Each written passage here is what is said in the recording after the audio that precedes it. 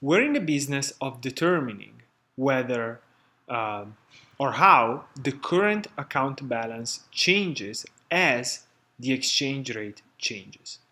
The current account balance is a dollar value, if we think about the United States, of course.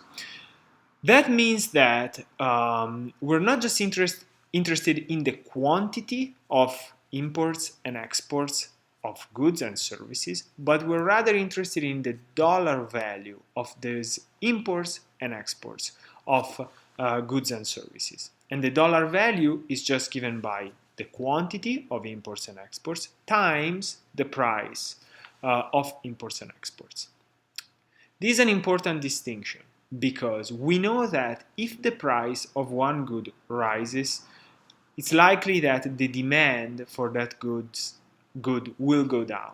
However, it's not obvious whether the value, the dollar value of the expenditure on that good, which is, for example, the value of imports for a certain good from a foreign country, will go up or down. The elasticity concept helps us in this case.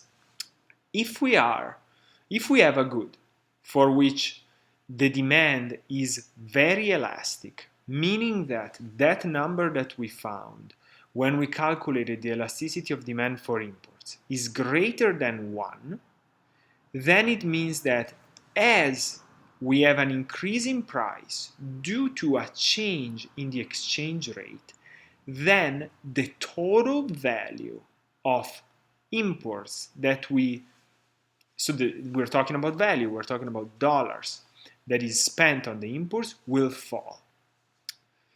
If the change in exchange rate causes the price to go up, and we're talking about a good whose demand is not very elastic, and in this case we talk about demand for imports that is inelastic, which corresponds to the case in which the elasticity of demand is less than 1, then the total value that we spend on those imports is not going to go down, it's actually going to go up.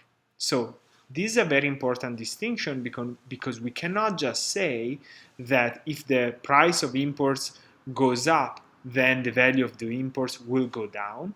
It crucially depends on whether the elasticity of imports is greater than 1 or less than 1.